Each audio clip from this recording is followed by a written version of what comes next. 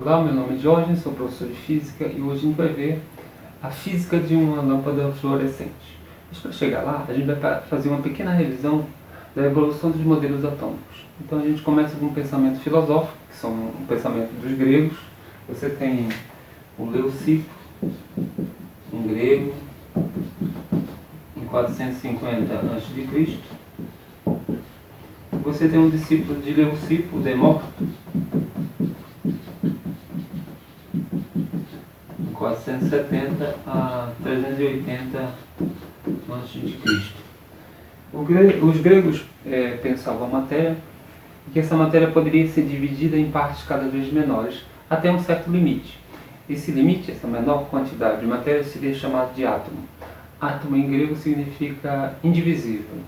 Então, essa primeira, que a gente vai chamar de escola atômica, começa com os gregos, é um pensamento filosófico sobre a constituição da matéria, e a gente vem para um outro modelo, o modelo do Dalton, em 1808. O John Dalton era um químico inglês e, já conhecendo os elementos da tabela periódica, conhecidos até então, ele considerava que o átomo de cada elemento químico era diferente. Então você tem aqui, por exemplo, um átomo de carbono com uma certa quantidade de massa. Você tinha o átomo de hidrogênio com outra quantidade de massa. Então cada elemento químico tinha a sua própria massa. Hoje a gente conhece os isótopos e a gente sabe que átomos de um mesmo elemento químico podem ter massas diferentes. Então esse modelo do Dalton ele já foi descartado. Esse modelo do Dalton ele ficou conhecido popularmente como o modelo da bola de bilhar, pelo aspecto do átomo que ele propõe. Então você tem o próximo modelo, o J.J. Thomson, 1897. O Joseph John Thomson, ele propõe um átomo e já traz uma evolução bastante importante com relação ao átomo anterior, que é o átomo de Dalton. O átomo de Thomson considera propriedades elétricas da matéria. Você tem aqui um corpo positivo e distribuído nesse corpo positivo você tem partículas negativas, são os elétrons. O J.J. Thomson, usando métodos experimentais em laboratório, ele usa ampolas de gases a baixa pressão, que são chamadas ampolas de Geissler ou de Crookes, e ele descobre o elétron. Então ele considera o átomo dele já com partículas com carga elétrica. Então esse é o modelo do Thomson. O nome popular desse modelo é conhecido como pudim com passas, então pelo aspecto do átomo que o Thomson propõe. Então, você tem o modelo de Thomson já com a evolução do modelo anterior, 1897, e o próximo modelo é o modelo de Rutherford, em 1911. Você tem, também usando métodos experimentais, o Rutherford, ele, por exemplo, ele usa películas finas de ouro e bombardeia essas películas de ouro com partículas alfa, que são núcleos de hélio, tem 2 prótons, 2 nêutrons. Então, ao bombardear essas películas de ouro, ele percebe que existe um vazio muito grande ao redor de um ponto central, que seria o núcleo, e que esse núcleo é muito menor que a região ao redor, que ele vai chamar de eletrosfera depois. Então, ele consegue conceber o átomo com uma estrutura positiva no núcleo, bem pequeno, e a eletrosfera ao redor, onde estão os elétrons em movimento, orbitando esse núcleo. Então você tem um modelo aqui chamado modelo planetário, que é o modelo do Rutherford. Existe um problema conceitual que o Rutherford não sabia explicar na época, que, por exemplo, o elétron, que é uma carga negativa acelerada, ou qualquer carga acelerada, de acordo com a teoria eletromagnética, quando você tem uma carga acelerada, ela emite radiação, ela irradia. Portanto, o elétron deveria perder energia ao orbitar o núcleo positivo e, com o tempo, colapsar com esse núcleo. E aí você não conseguiria manter a estabilidade da matéria. E o Rutherford não conseguia explicar conceitualmente por que a matéria ainda se mantém estável. Ok? Então, esse é o problema do átomo de Rutherford. O próximo modelo é o modelo do Bohr, em 1913. O Bohr consegue resolver o problema da estabilidade da matéria colocando órbitas estacionárias. Então você tem um núcleo positivo e você tem órbitas ao redor desse núcleo, onde os elétrons orbitam dentro de órbitas estacionárias. Essas órbitas estacionárias, o elétron não vai perder energia, portanto ele mantém a estabilidade da matéria e resolve o problema do átomo do Rutherford. Então aqui ele resolve o problema da instabilidade da matéria, deixando a estrutura intacta desse átomo. Você tem as camadas eletrônicas, né, K, L, M, N, O, P, Q, com níveis de energia diferentes. E, por exemplo, se você tem um elétron numa determinada camada eletrônica, estando ele numa órbita estacionária, sem perder energia, se ele recebe energia externa, por exemplo, energia luminosa, energia elétrica, esse elétron ele salta para uma camada de nível de energia maior, uma camada mais externa, e no caso ele se torna, ao saltar para uma camada mais externa, você tem um outro estado para esse elétron, ele vai estar no estado excitado, e ao retornar, ele emite a energia que ele recebeu, a mesma quantidade de energia que ele recebeu, ele emite de volta, em forma de onda eletromagnética, por exemplo, em forma de fótons. Então, você tem aqui essa possibilidade de o elétron sair da órbita estacionária e ir para uma órbita de energia maior, ficando no estado excitado. Então você tem essa ideia. É importante saber que até esse momento, o átomo de Bohr, em 1913, você não se sabia ainda da presença de outra partícula dentro do núcleo do átomo, que seria o nêutron. O nêutron é descoberto em 1932 pelo James Chadwick. E aí, o nêutron também é responsável pela estabilidade do núcleo desse átomo, ok? Então, outro fato importante é que a partir de 1960 você tem partículas com carga fracionada, cargas que são frações da carga elementar, que é a carga do elétron e do próton, que são chamadas de quarks. Então você tem o quark up, vou chamar de U, que tem carga 2/3 da carga elementar. Você tem o quark down, que vou chamar de D, que tem carga menos 1/3 da carga elementar.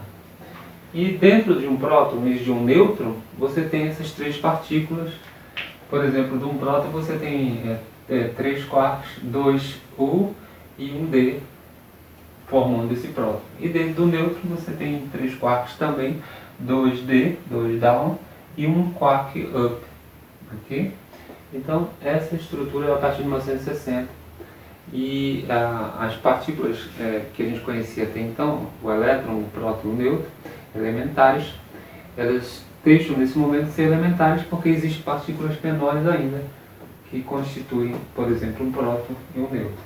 Então aqui você tem partículas de carga fracionada. Ok, então até os quarks você tem o que eles chamam de modelo padrão, né? Em que você tem, por exemplo, o elétron, que tem uma massa muito pequena comparado com a massa do próton e do nêutron, é da família dos leptons. E o lepton significa mais leve, com menor massa. Então o elétron seria um lepton. E você tem o próton e o nêutron, que são bárions, né? Uma família dentro dos hadrons que são chamados partículas mais robustas, mais pesadas, são hadrons. E dentro dos hadrons você tem os bárions, que seriam os prótons e os nêutrons. Então esse modelo padrão, que é aceito hoje, né, é que sintetiza toda essa ideia que a gente passou até aqui. Então você tem agora, com relação ao salto do elétron, algo importante para explicar a lâmpada fluorescente, que a gente vai começar a falar a partir de agora. Então o salto do elétron vai ser fundamental para explicar a lâmpada fluorescente, que a gente viu aqui no átomo do Bohr. Então você tem aqui uma lâmpada. A princípio, o que seria a lâmpada fluorescente? Você tem um tubo, né, fechado, você tem um revestimento interno de fósforo. Então, apesar de ser vidro aqui, esse esbranquiçado é devido ao fósforo que está revestindo internamente esse tubo. E você tem um gás inerte aí dentro, pode ser o argônio e pode ser também o vapor de mercúrio. Então esse revestimento de fósforo é que vai dar, no final, a emissão de luz de fótons, né? É o que a gente percebe. Então, esse revestimento interno, a gente vai perceber a partir de agora como se dá o salto do elétron com relação à lâmpada fluorescente. Então você tem o tubo. Quando você liga esse tubo, que seria a nossa lâmpada, em alta tensão, você tem a emissão de elétrons em um dos eletrodos, emissão de elétrons. Esses elétrons se chocam com os átomos do gás que está dentro do tubo, por exemplo, os átomos de mercúrio. Então o choque do elétron com os átomos de mercúrio fornece energia para os átomos de mercúrio, e os elétrons desse átomo de mercúrio saltam para uma órbita mais externa e quando retornam emite radiação ultravioleta.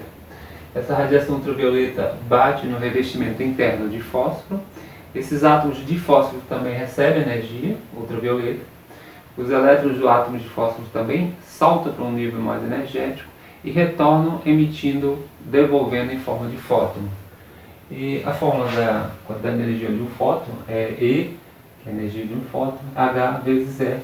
H é a constante de Planck e F é a frequência dessa radiação.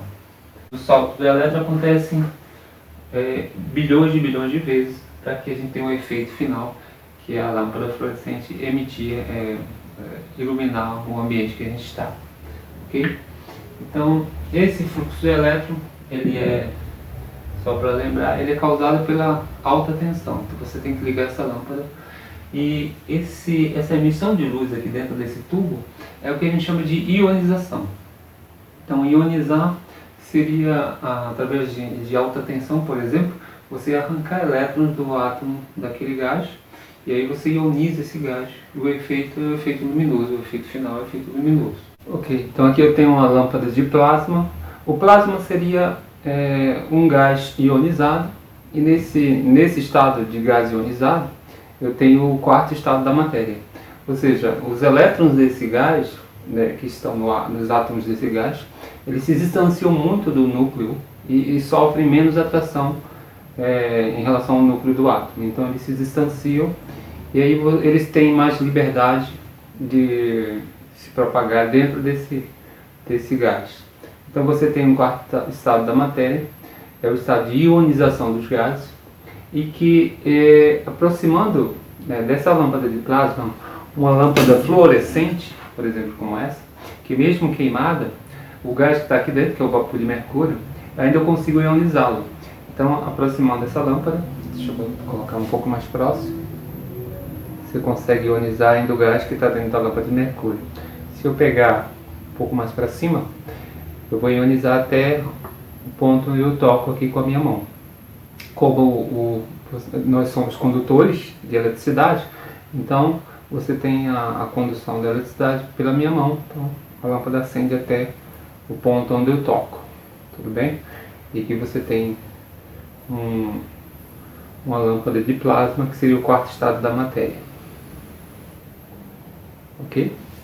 Então a gente viu o funcionamento aproximando uma lâmpada mesmo queimada, mas contendo o gás ainda dentro, né, o vapor de mercúrio. Se você aproxima de um campo elétrico muito forte, essa lâmpada pode novamente emitir radiação, emitir fótons, emitir luz. Ok? Então,